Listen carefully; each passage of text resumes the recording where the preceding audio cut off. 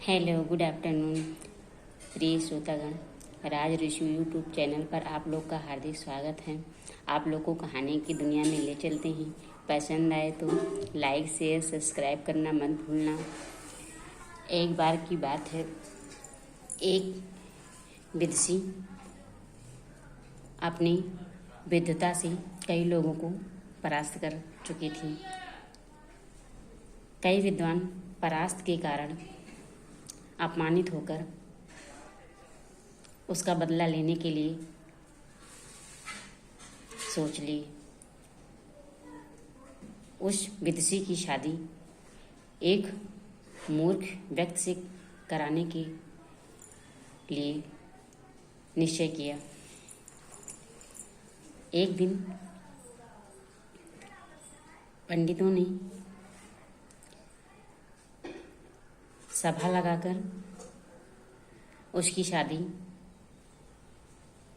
कराने के लिए शास्त्रार्थ हेतु एक मूर्ख व्यक्ति को सभा में उपस्थित किए और बोले कि ये मौन धारण किए हुए हैं, ये संकेतों से अपना जवाब देंगे। विदुषी विद्वोत्मा तैयार हो जाती है। सभा में शास्त्रार्थ प्रारंभ होता है। विद्वोत्मा एक उंगली उठाकर कालिदास की तरफ इशारा करती है। कालिदास मूर्ख तो मूर्ख समझते हैं कि ये मेरी एक आँख फोड़ने जा रही है, क्यों ना मैं इसका दोनों आँख फोड़ दूँ।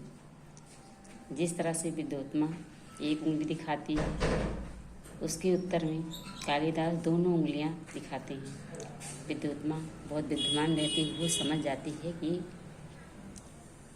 ये कह रहे हैं ईश्वर दो है। पंडित ने कहा, विद्वोत्मा आपने कहा ईश्वर एक है, लेकिन नहीं, इतने बड़े विद्वान हैं, आपसे भी ज़्यादा विद्वान हैं कि ईश्वर दो हैं। शास्त्रार्थ के पश्चात उनकी शादी करवा दी जाती है।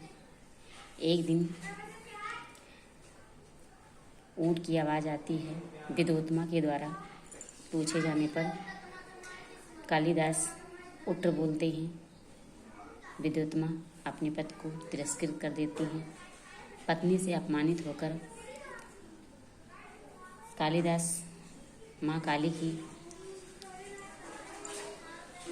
उपासक बन जाते हैं। माँ काली प्रसन्न होकर वर मांगने को कहती हैं। वो मूर्ख होता है।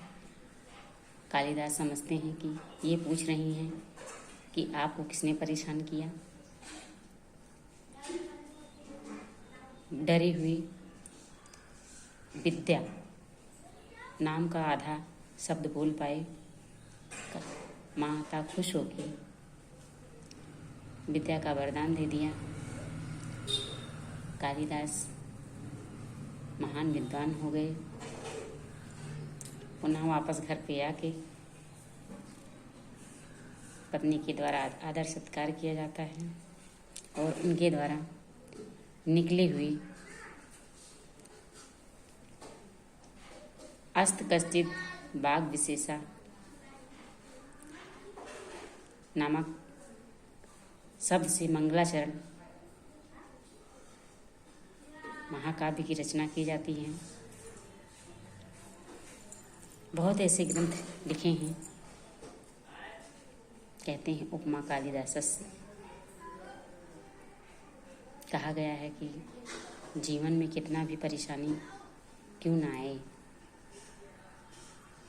अपने धर्म से, अपने अथक मेहनत से